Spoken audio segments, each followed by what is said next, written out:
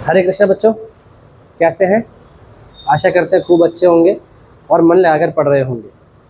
आज जो हमारा ऑब्जेक्टिव क्लास है ये हमारी शायद 5वीं या 6ठी है। एग्जैक्ट मुझे क्रम याद नहीं है यार, आप लोग नोट कर रहे होंगे तो आपको पता होगा कौन सी क्लास है हमारी। ठीक है, तो आज जो हम बात करेंगे वो हम बात करेंगे अपने क्वेश्चंस पे। जैसे आगे चल रहा है, आप जैसे बोल रहा हूँ ना, आप इनको वैसे ही नोट करते चलेंगे, आप इन चीज़ों को वैसे ही पढ़ते चलेंगे जैसे जैसे आपको लिखवाया जा रहा है। पक्की बात है, इनमें से आपको क्वेश्चन कहीं ना कहीं पे टकराएगा। जो भी आप पेपर देते हो उनमें टकराएंगे, मैक्सिमम टकराएंगे, भगवान ने चाहा तो मैक्सिमम टकराएंगे, है ना। तो शुरुआत करते हैं हम आज के क्वेश्चंस की। जो कल मैंने आपको पढ़ाया था वो कल फ़ारेनहाइट, सेल्सियस, र्यूमर और केल्विन ये सब मैंने पढ़ा दिया था। आज हम फिर कुछ ऑब्जेक्टिव क्वेश्चंस लेते हैं। जैसे पहला क्वेश्चन है हमारा, भारत में बच्चों को मुफ्त और अनिवार्य शिक्षा का अधिकार किस वर्ष दिया गया था। ये पेपर में आए हुए क्वेश्चन है। अब मैंने यहाँ पे ये नहीं लिखा किस वर्ष आए हुए हैं, क्योंकि मैं इनके ऊपर क्या कर रहा हूँ, एक क्वेश्चन के साथ में मैं पूरी डिटेलिंग कर रहा हूँ। तो अब क्या होता है कि एक बार कहीं पूछ लिया, एक बार उसका अलग पार्ट पूछ लिया, एक बार उसका अलग पार्ट पूछ लिया, है ना। तो अलग अलग चीज़ें पूछ लेती है। तो ये वाला क्वेश्चन कल मैंने स्क्रीन पे लगा रखा था, लेकिन इसका डिस्कशन नहीं हुआ था। डिस्कशन मैंने किया था फ़ारेनहाइट, सेल्सियस से। तो आज इन्हीं क्वेश्चंस का मैं डिस्कशन करता हूँ। कल ये स्क्रीन पे लगा हुआ था लेकिन इसका डिस्कशन नहीं हुआ था। तो आज देखें आप इन चीज़ों को, इन्हें रजिस्टर में जिस दिन जो करा रहा हूँ उसी दिन की डेट डाल के उसको उसी दिन नोट करें, तब आएगा। और उसका रिवीजन करें, तब आएगा मज़ा पढ़ने में, नहीं तो ऐसे नहीं आने का। ठीक है ना। और टेस्ट सीरीज़ जरूर लगाया करें। कोई भी एक प्रैक्टिस सेट लिया है उसका टेस्ट लगाएं, फिर आप देखें जो मैंने क्वेश्चंस कराए हैं क्या उसमें मिल रहे हैं, नहीं मिल रहे। और अगर मिल रहे हैं तो आपको अच्छा लगेगा, और जो आपको नहीं मिल रहे, जैसे अभी तो स्टार्टिंग करी है, जो क्वेश्चंस आप वहाँ पे पढ़ रहे हैं आपको समझ में नहीं आ रहा, तो आप मुझे कमेंट में बताएं कि भैया ये वाले क्वेश्चंस हमसे हो नहीं पाते हैं, इन पे जरूर हमें आप बताएं, तो मैं फिर उस पर भी बताऊँगा आप लोगों को। जैसे आज मैं कुछ करंट की बातें आपसे डिस्कस करूँगा कि जो कुछ लास्ट में कुछ मैं पॉइंट बोलूँगा कि जैसे आर्टिकल 19 आपको पक्का मिलेगा। आर्टिकल 19 कहीं ना कहीं जो बताता है वाक और अभिव्यक्ति की स्वतंत्रता, वो आपको क्यों बताऊंगा, मतलब क्यों मैं आपको उस टाइप से क्वेश्चन दूंगा। उसका एक यूट्यूब पे चैनल चल रहा था जिसके चलते सुप्रीम कोर्ट ने अभी हाल फिलहाल में, सुप्रीम कोर्ट ने जो सॉलिसिटर जनरल है उनसे बात की कि आप वाक और अभिव्यक्ति यानी राइट टू स्पीच जिसे हम कहते हैं, उसको आप थोड़ा बहुत इस तरीके से सिस्टमेटिक करें कि कोई अश्लील बातें ना कर सके, है ना। तो इसलिए आर्टिकल 19 इंपॉर्टेंट बन जाता है। आपसे पेपर में पूछा जाएगा आर्टिकल 19 किस बात के लिए है ना। तो और उसमें मैंने ये भी बता रखा था कल परसों जो मैंने पढ़ाया था, समानता का अधिकार, स्वतंत्रता का अधिकार, तो हमें बोलने की स्वतंत्रता है, 19 से 22 उसी में थे। तो फिर वाक और अभिव्यक्ति की स्वतंत्रता भी आती है। तो इस वाले क्वेश्चन को मैं करंट में आज लास्ट में डिस्कस करूंगा, आपसे पूछूंगा तो आप उसका आंसर बताना। कल फिर मैं इस पर आपसे बात करूंगा कि इसमें क्या चीज़ें थी। तो अब जो बच्चों हमें देखना है वो देखना है, भारत में बच्चों को, ऐसे नोट करेंगे इस क्वेश्चन को, भारत में बच्चों को मुफ्त और अनिवार्य शिक्षा का अधिकार किस वर्ष दिया गया था। तो आंसर लगाएंगे सीधा सीधा 2002 में। ओह, एक मिनट रुक जाएंगे। तो आंसर लगाएंगे 2002 में, यानी भारत में बच्चों को मुफ्त और अनिवार्य शिक्षा का अधिकार किस वर्ष दिया गया, तो आप आंसर लगाएंगे 2002। जैसे पेपर में आएगा तो 2002। अब इसके बारे में पूरी बातें सुनो क्या क्या थी। हमारे संविधान में 86 कॉन्स्टिट्यूशन अमेंडमेंट किया गया, 86 कॉन्स्टिट्यूशन अमेंडमेंट जो 2002 में किया गया, और इसके द्वारा अनुच्छेद 21A जोड़ा गया। कौन सा जोड़ा गया? अनुच्छेद 21A जोड़ा गया। और इस अनुच्छेद के द्वारा 6 से 14 वर्ष तक के बच्चों के लिए निःशुल्क शिक्षा और अनिवार्य शिक्षा को मौलिक अधिकार बनाया गया। यानी कि क्या कहते हैं, आप मेरी बात सुनो ध्यान से, मैं स्लाइड लेता हूँ, वहाँ आपको समझाता हूँ। देखो, आर्टिकल 86 86वां संविधान संशोधन, इंग्लिश में बोलते हैं कॉन्स्टिट्यूशन अमेंडमेंट, संविधान संशोधन। इसका जिक्र मैंने पहले कर दिया आपको, संशोधन का। तो पहली वाली वीडियो देखें, उसमें मैंने इसका जिक्र कर रखा है संशोधन का। जब मैं पॉलिटी पढ़ाऊंगा तो बिल्कुल स्टार्टिंग से एक्ट से स्टार्ट करूंगा, सन 1600 के एक्ट से, वहां से पढ़ाता हुआ मैं आपको चलूंगा। तो 86वां संशोधन आपके पेपर में आएगा। 86वां संशोधन कब हुआ? 86 कॉन्स्टिट्यूशन अमेंडमेंट कब हुआ? पेपर में पूछेंगे 86वां संविधान संशोधन कब हुआ, तो आप बताएंगे सन 2002 में। ये बना पहला क्वेश्चन, 86वां संविधान संशोधन सन 2002 में हुआ। अब इस संशोधन द्वारा क्या किया गया, तो 86वें संविधान संशोधन द्वारा अनुच्छेद 21A जोड़ा गया। आर्टिकल 21A याद रखिए, पेपर में आएगा कि आर्टिकल 21A किस संविधान संशोधन के द्वारा जोड़ा गया? आप बताएंगे 86वें संविधान संशोधन के द्वारा जोड़ा गया। फिर आपसे ये पूछेंगे 86वां संविधान संशोधन कब हुआ? आप बताएंगे 2002 में हुआ। दूसरा क्वेश्चन। तीसरा क्वेश्चन पूछेंगे आखिरकार आर्टिकल 21A में लिखा क्या है? तो इसमें लिखा है 6 से 14 साल के बच्चों को मुफ्त और अनिवार्य शिक्षा देने का अधिकार, यानी कि जो 6 साल से 14 साल तक के बच्चे हैं उन्हें मुफ्त और अनिवार्य शिक्षा दी जाएगी। ये बात लिखी है आर्टिकल 21A में और ये ऐड किया गई है 86वें संविधान संशोधन से। समझ में आया? जहाँ भी आप संविधान में इस तरीके से बातें देखेंगे तो इसको आप ध्यान रखनी है। तो ये बहुत इंपॉर्टेंट क्वेश्चन बन गया। अब देखो, पहला क्वेश्चन बना कि बच्चों के लिए शिक्षा का अधिकार, भारत में बच्चों को मुफ्त और अनिवार्य शिक्षा का अधिकार किस वर्ष दिया गया? तो आपको क्लियर हुआ 2002 में। ये तो एक क्वेश्चन जो पेपर में पूछा, मैंने इसके साथ सारे एस्पेक्ट कवर करे कि 2002 तो बच्चा कर ही देगा जो देख ला। अब उसके अलावा कि ये 2002 कब किया गया, ऐसा मतलब किस चीज़ से काम किया गया? तो आप बताएंगे 2002 में एक अमेंडमेंट हुआ, 86 कॉन्स्टिट्यूशन अमेंडमेंट। कब हुआ? 2002 में। उससे क्या काम हुआ? उससे ये कहा गया कि 6 से 14 साल तक के बच्चों को मुफ्त और अनिवार्य शिक्षा दी जाए। ठीक, समझ में आ गया। फिर ये बात कहाँ लिखी गई? तो हम बताएंगे ये बात लिखी गई हमारे मौलिक अधिकारों में। मौलिक अधिकारों में कहाँ पे लिखी गई? आर्टिकल 21A में। फिर क्वेश्चन बन गया मौलिक अधिकार किस में आते हैं? भाग 3 में, जो मैंने पहले पढ़ा था, अभी भी जिक्र कर दिया आप लोगों से। ठीक है ना? तो ये सारी बातें हो गई। अब इसके साथ एक चीज़ और समझे अलग से, ये जो हमारा 86वां संविधान संशोधन है 2002, ये किससे रिलेटेड था? शिक्षा से। इसी के चलते 2009 में एक शिक्षा का अधिनियम आया, शिक्षा अधिनियम 2009, और ये अप्लाई कब से किया गया? 2010 से। तो कई बार पेपर में ये क्वेश्चन पूछ लेता है शिक्षा का अधिनियम 2009 कब से अप्लाई किया गया? तो 2010 से। या कई बार पेपर में पूछ लेता है 86वां संविधान संशोधन जो 2009 में हुआ था, शिक्षा से रिलेटेड था, ये कब से अप्लाई किया गया? ये भी अप्लाई कर दिया गया शिक्षा को ही लेकर के 2010 में। तो 2010 लगा देना। अभी एक क्वेश्चन आ रखा है पेपर में, वो बुक नहीं है मेरे पास, नहीं तो मैं दिखाता हूँ, उसमें पूरी डिटेल में लिख रखा है। तो कल वो उस चीज़ को आपको डिस्कस कर दूंगा, कल तो नहीं, सोमवार में, क्योंकि वो जो बुक है मेरी वो कोई लेकर गया है, तो सोमवार में डिस्कस करूंगा। समझ में आया? तो ध्यान रखना 86वां संविधान संशोधन 2002, अप्लाई 2009, इसी के साथ आया था शिक्षा का अधिनियम 2009 में। शिक्षा का अधिनियम लिख लेना इसे। और ये जो शिक्षा का अधिनियम था ये कब से लागू किया गया? 2010 से लागू किया गया। तो 86वां संविधान संशोधन पूछे 2002, आर्टिकल पूछे 21A, किस में आया? मौलिक अधिकारों में आया। कब आया? 2002 में। अप्लाई पूछे 2010 से। ठीक है, ये सारी बातें आप लोग कर देना। समझ में आया? क्या? 6 से 14 साल के बच्चों को मुफ्त और अनिवार्य शिक्षा। तो अब आपने सिर्फ 2002 नहीं पढ़ा, आपने 6 से 14 साल तक के बच्चों को पढ़ा, आपने 86वां संविधान संशोधन पढ़ा, आपने उसका सन पढ़ा, आपने वो कब से एप्लीकेबल होगा ये पढ़ा, यानी कब से अप्लाई होगा ये पढ़ा। तो आपने एक क्वेश्चन के साथ 5 से 6 क्वेश्चन कवर कर दिए। तो खूब आराम से आप इसे टिक कर देंगे। ठीक है, अब एक बात और समझ लो, ये जो बात है 6 से 14 साल तक के बच्चों को मुफ्त और अनिवार्य शिक्षा, ये बात पहले आर्टिकल 45 में लिखी थी, और आर्टिकल 45 आता है नीति निर्देशक तत्व में। तो ये भी ध्यान रखना, पहले बात किस में लिखी थी? आर्टिकल 45 में, है ना। 6 से 14 साल के तक के बच्चों को मुफ्त और अनिवार्य शिक्षा कहाँ लिखी थी? आर्टिकल 45 में। तो इस आर्टिकल 45 से ये बात कहाँ ला दी गई है? ये ला दी गई 21A में। और आर्टिकल 45 में अब ये लिख दिया गया कि 6 वर्ष से कम उम्र के बच्चों के लिए शिक्षा और उनकी देखरेख का प्रावधान सरकार करेगी। अब इसमें ये बात लिख दी, और यहाँ जो बात पहले लिखी थी उसे उठाकर कहाँ रख दिया? 21A में रख दिया। समझ में आया?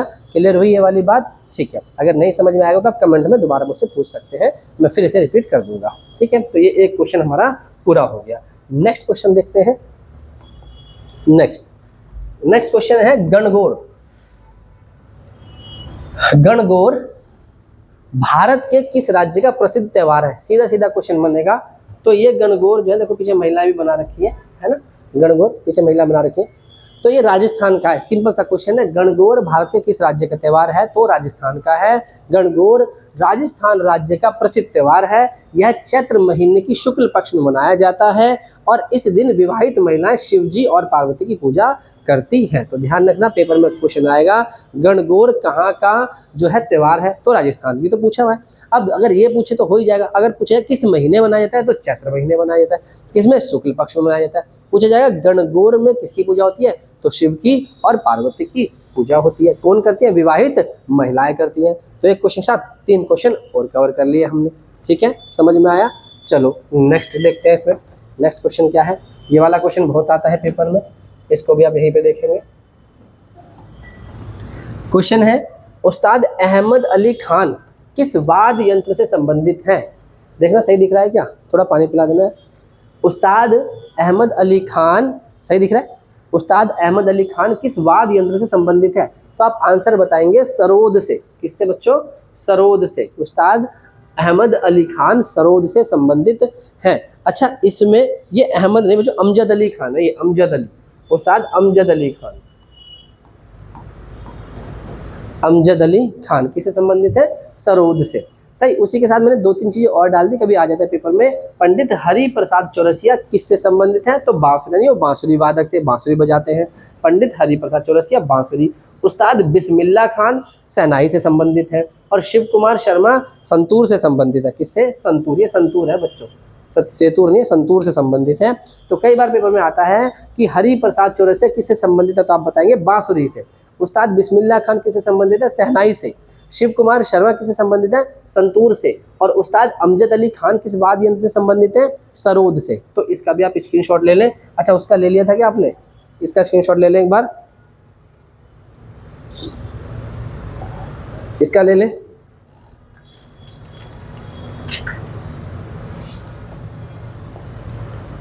इसका ले लें, इसका भी ले लें, फिर इसका ले लें। ठीक है बच्चों, हो गया यहाँ तक का? चलो खूब बढ़िया, very very important question. Next.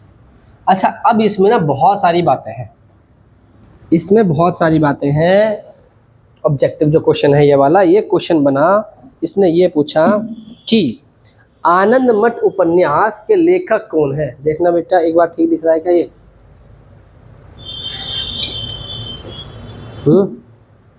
ठीक दिख रहा है या कुछ कट रहा है? चलो, क्वेश्चन है आनंद मठ उपन्यास के लेखक कौन है? तो आंसर है बंकिम चंद्र चट्टोपाध्याय। बहुत आता है पेपर में। आनंद मठ उपन्यास, जो आनंद मठ उपन्यास है वो बंकिम चंद्र चट्टोपाध्याय का है। इन्हें ही बंकिम चंद्र चटर्जी भी कहते हैं, तो कंफ्यूज नहीं होंगे कि चट्टोपाध्याय हैं या चटर्जी हैं, एक ही बात है, चट्टोपाध्याय बोले या चटर्जी बोले। तो बंकिम चंद्र चट्टोपाध्याय या बंकिम चंद्र चटर्जी ने एक उपन्यास लिखा जिसका नाम था आनंद मठ। तो पेपर में आएगा आनंद मठ उपन्यास के लेखक कौन है? बंकिम चंद्र चटर्जी। अब देखो, मैंने इसकी कुछ डिटेलिंग करेंगे, यहाँ तो बहुत कम है, इसकी ज़्यादा डिटेलिंग ना अब मैं बोल कर देता हूँ। आज तो यार मेरी ना वाकई में थोड़ी तबीयत ऐसी हो रही है।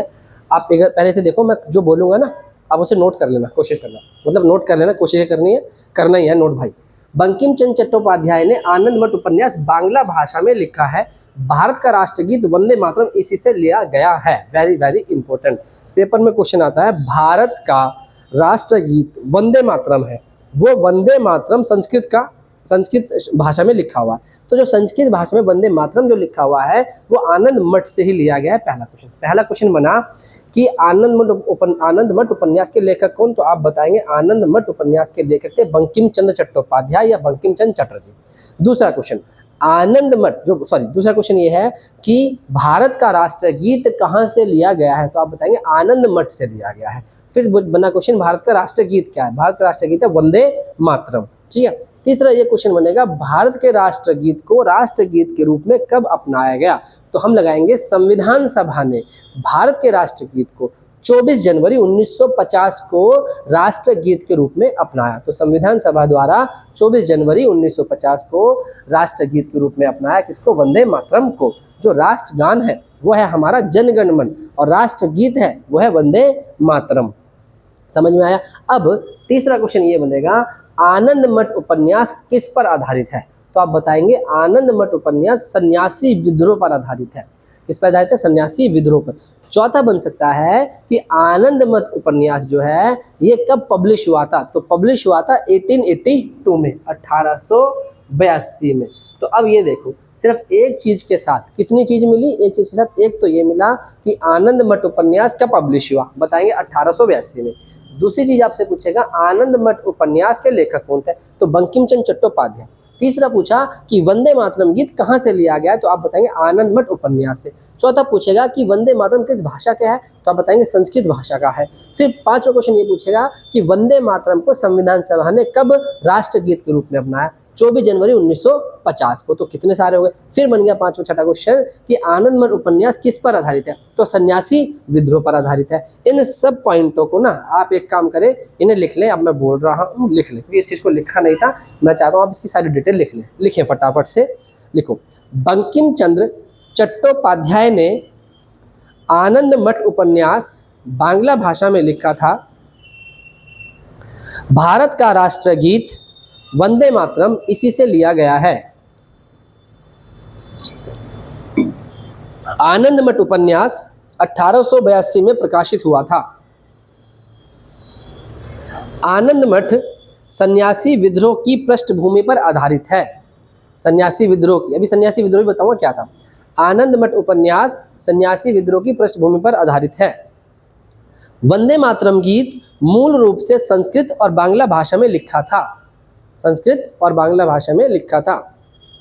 वंदे मातरम गीत को पहली बार 1896 में भारतीय राष्ट्रीय कांग्रेस के कलकत्ता अधिवेशन में गाया गया था। बहुत वेरी वेरी इंपॉर्टेंट।